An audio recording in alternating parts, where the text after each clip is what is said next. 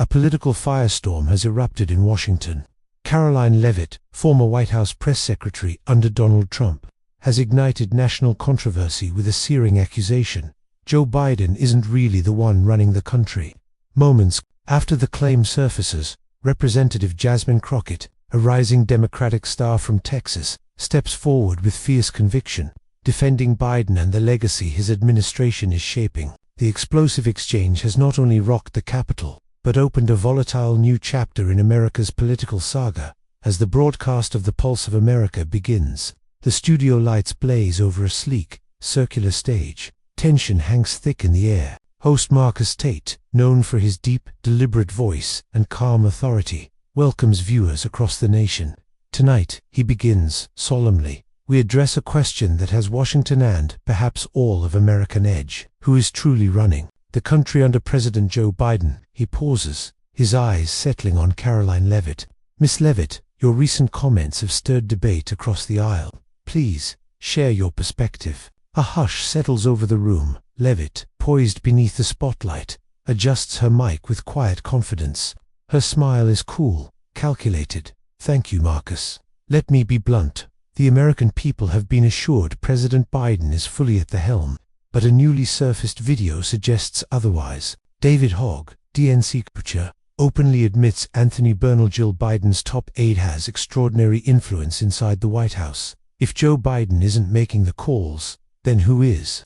Gasps ripple across the audience. Crockett grips her podium, her eyes locked on Leavitt.com but fierce. She expected an attack but not one this direct. Marcus turns gravely toward her. Congresswoman Crockett, your response? Her voice is low but firm, carrying the rhythm of her Texas roots. Marcus, this isn't a bombshell, it's a tired political tactic. Republicans can't face Biden's record, so they create conspiracies. Joe Biden led this nation through a pandemic, through recovery, through landmark legislation. To suggest he's not in control is not just false, it's insulting to the American people who elected him. Cheers and boos clash in the audience. Leavitt remains composed, gaze sharp. Congresswoman, she replies, her voice laced with ice. Let's talk truth. We know the president's health is managed carefully. His public appearances are limited. Now, a senior Democrat says Bernal is pulling the strings. Are we just supposed to ignore that? Crockett's jaw tightens. Her fingers tap the podium. She inhales deeply, grounding herself. Caroline, you're distorting a leaked clip. To construct fiction, Joe Biden has been upfront about his health. Unlike others, he doesn't hide behind Twitter tantrums or golf courses. He shows up, signs bills, leads meetings, and serves with integrity. The room erupts, some chant her name. Others shout over one another. Tate raises a hand, restoring order. Let's stay focused. Miss Leavitt, what exactly is Anthony Bernal? Roll. Leavitt's voice slices the air. David Hogg referred to Bernal as the Wizard of Oz behind the curtain. Internal reports indicate Bernal manages access to the president, crafts his schedule, even shapes major decisions. If Biden is too frail, Bernal and Jill Biden are effectively running the country. That's not governance, it's deception. The claim hits hard. Audience murmurs surge again. Crockett's pulse quickens. She refuses to flinch. Enough, she says, her voice blazing. You want to talk deception? Let's look at your own side. Election lies, chaos, profiteering. Joe Biden has delivered jobs, clean energy, infrastructure, and you respond with smear campaigns. That's disgraceful. Leavitt leans forward, cool and relentless. Emotion doesn't negate facts. The House Oversight Committee is investigating. They've called Bernal and Jill Biden to testify. If there's nothing to hide, why the stonewalling? Eyes narrow. Accountability. From the party slashing healthcare and feeding the ultra-rich, please. Biden's health updates are public. This isn't concern, it's deflection. Tate steps in quickly. Let's keep it civil. Miss Leavitt, do you have evidence beyond Hogg's remarks? Leavitt lifts a tablet. Yes, reports from former White House staff, cited in your own book. Marcus, they describe a heavily managed environment, Biden shielded from unfiltered interactions. Add Hogg's testimony and committee findings, and it's clear, Americans haven't been told the full story. Crockett shakes her head, frustration held in check. Marcus, let's be real. Every president relies on a team. Jill Biden is not some puppet master, she's a partner, and Bernal a professional, not a shadow president. These stories are distractions from this administration's real actions: cutting healthcare, shielding billionaires. The studio dims and then lights up again. Round two begins. Tate, centered on stage, speaks evenly. We've explored Biden's capacity and the roles of key aides. But another issue is emerging presidential pardons. Some say they lack transparency. Others suggest deeper political motives.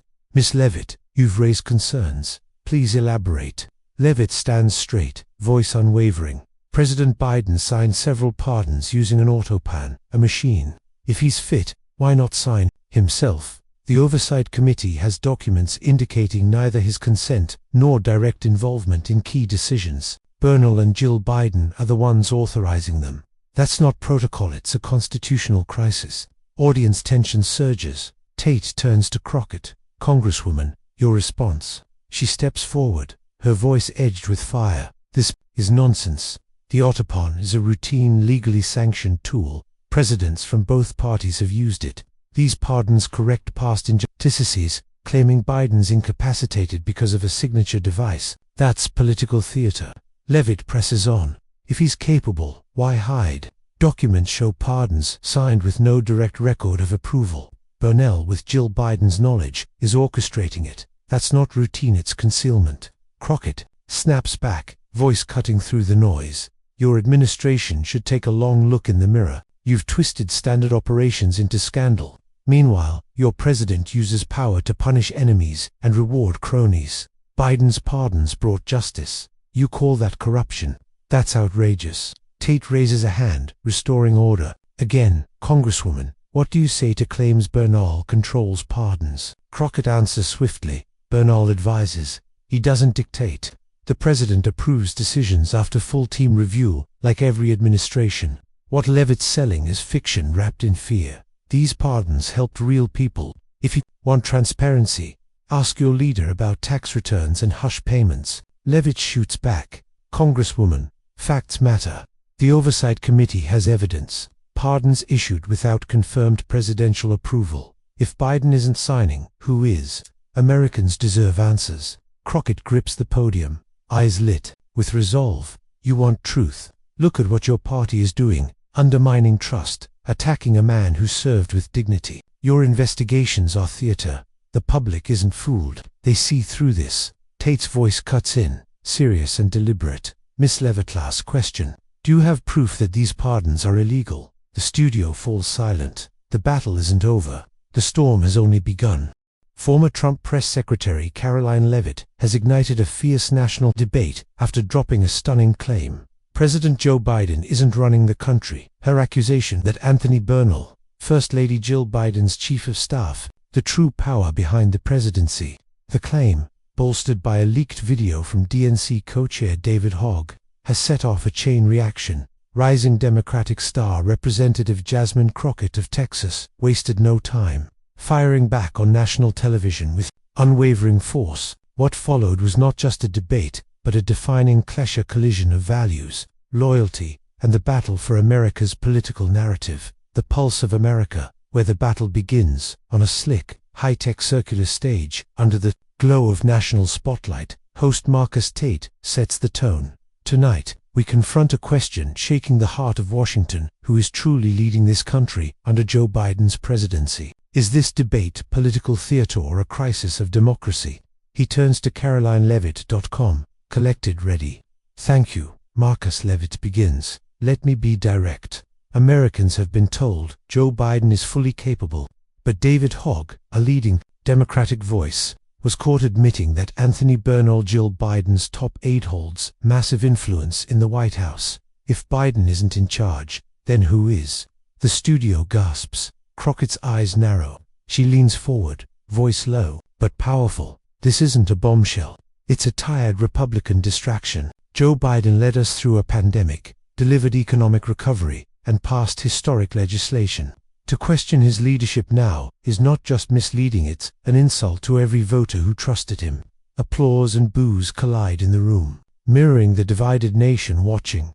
Explosive claims versus fierce rebuttals. Leavitt doesn't flinch. Congresswoman, the public deserves the truth. Biden's appearances are tightly choreographed. His health has been a quiet concern for months. Now, Hogg calls Bernal the Wizard of Oz behind the curtain.